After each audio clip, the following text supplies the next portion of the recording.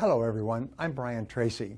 Over the course of this video series, I'm going to teach you some incredibly powerful sales strategies that will generate results immediately when you implement them. You're about to learn 24 of the most effective closing techniques ever discovered. In order to be a successful salesperson, you must know many different closing techniques as well as how and when to apply them. The more closing techniques you know, the more likely it is that you will close the sale in the course of the sales interview. You see, selling is a skill. Good salespeople are made, not born. Most of the most successful salespeople in America were at one time shy, insecure, and clumsy at selling. They became great salespeople by learning and practicing the essential skills of selling, including how to close the sale. And if you do what they do, you will be successful too, and nothing can stop you. Before we start talking about the different closing techniques, I'd like to talk about the antecedents to closing. One of Murphy's laws is that before you do anything, you have to do something else first. Before you close the sale, you have to do several other things first. Here are the two psychological antecedents to closing. You must know and use these if you want to be effective. The first requirement, which you've heard 1,000 times, is enthusiasm. 51% of all closing effectiveness comes from your enthusiasm, your excitement about your product or service. One of the best definitions I ever heard of closing is that it is a transfer of enthusiasm. In other words, when you successfully transfer your enthusiasm about your product or service into the mind of the prospect, he or she will then buy and a sale takes place. This is why you must believe in what you are selling. It's essential that you have enough enthusiasm to transfer a sufficient amount, like electrical energy, into the mind of the other person. What this means is that the most effective salespeople know their product, they believe in their product, and they love their product. They really believe that their product has worthwhile benefits for their customer. If you don't believe in your product, if you don't love your product, or you wouldn't use it yourself, or if you wouldn't sell it to your best friend or your mother, then you're probably selling the wrong product. It doesn't mean that it's a bad product, it just means it's the wrong product for you. Without this deep belief in the goodness of what you're selling, you can never reach that level of enthusiasm that must be transferred into the mind of the prospect to make them want to buy. By the way, I don't mean the rah-rah, jumping around type of enthusiasm. I mean what is called constrained enthusiasm. This is when your enthusiasm is kept inside you like a kettle, a boiling kettle with a lid put on so that you literally shine with enthusiasm. With this enthusiasm, you seem to have a dynamic tension and excitement about you, but it isn't in how fast you talk or how quickly you move. It's contained within. Your source of power is constrained enthusiasm, a deep conviction that this is a good product or service. And this is one of the most powerful effects that you can have on other people, more than you can imagine.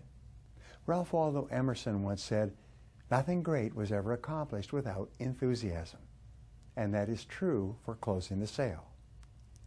Now, the second psychological quality you require is confident expectations.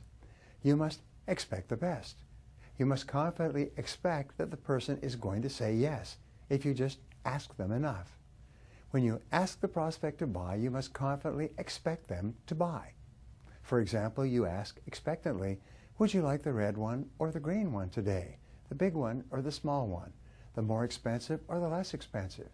In other words, you don't ask, "Are you going to take one or not?" or "Did you want to go ahead?" or "Is this what you had in mind?" Instead, you ask for the sale expectantly. And the more confidently you expect to sell, the more likely it is that you will sell. Now, confidence in selling comes from knowledge. It comes from practice. It comes from experience. And it comes from believing that the product can do what you say that the product will do.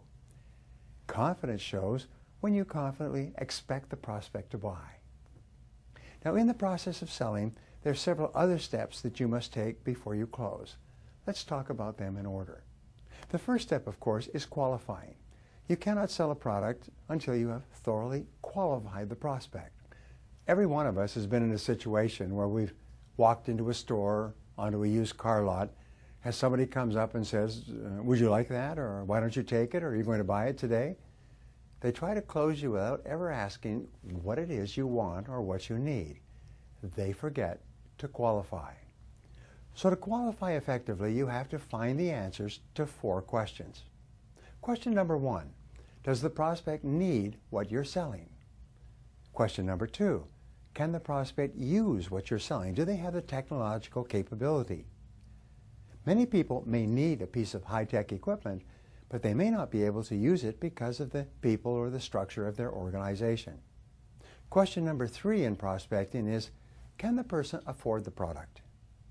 And number 4 is, does the person want the product? Before you can close, the prospect has to have demonstrated that he or she has a desire to enjoy the benefits of the product or service.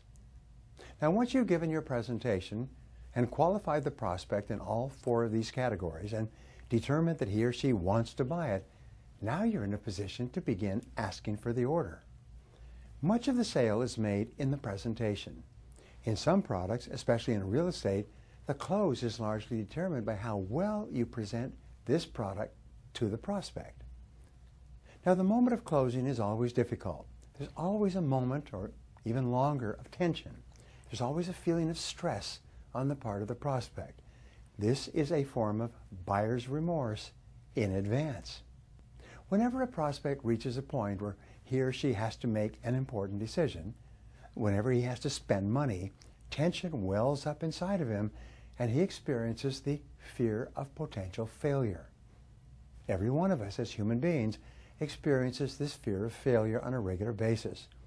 The tension in the closing moments of the sale is caused by the fear of making a mistake, the fear of buying the wrong thing, the fear of paying too much, the fear of being criticized by other people for having made this purchase. Now, what happens when a person feels one of these fears? It's very much like having a spear in the stomach. Now, what do? As a result, they back away. Whenever he experiences this fear, he retreats. He says things like, well, let me think it over, or can you leave me some material, or could you call me back next week? I have to talk it over with someone else.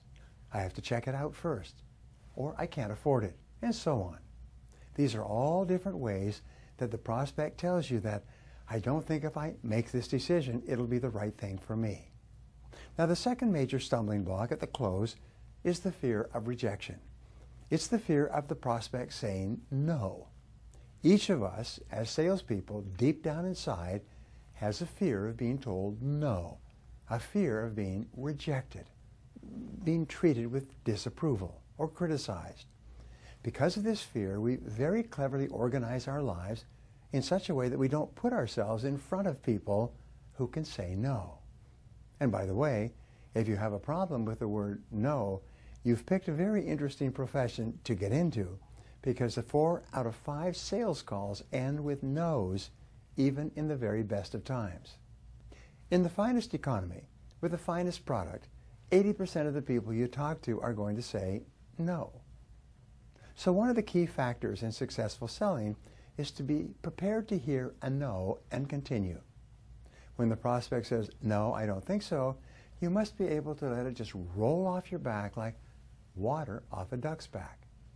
You must realize that a no is not personal. It's not aimed at you as an individual. When a person says no to you, they're not saying no to you in most cases. They're saying no to your offering for a series of reasons, most of which you can do nothing about.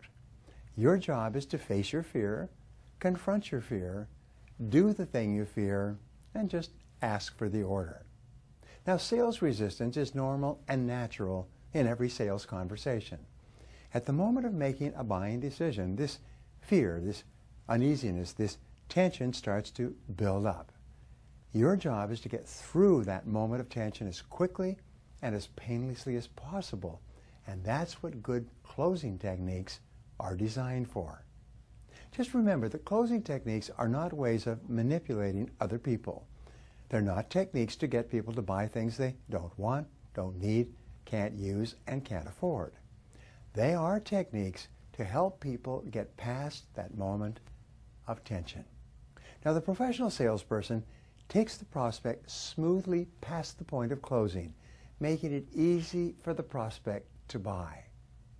The unprofessional salesperson sits there wishing and hoping, and at the end of the presentation he says, "Well, what do you think?" Have you ever done that? Well, what do you think? What happens at that point is your prospect's stress and tension starts to build. His heart starts pounding faster. His blood pressure increases. He feels the adrenaline pumping and the fight or flight reaction comes over him.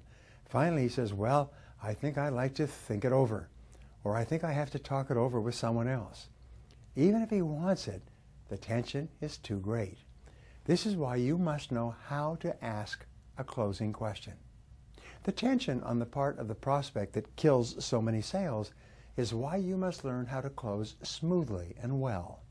This is why you must know a series of closing techniques. In the next video, I'm going to teach you the first 2 techniques of my 24 techniques for closing the sale series.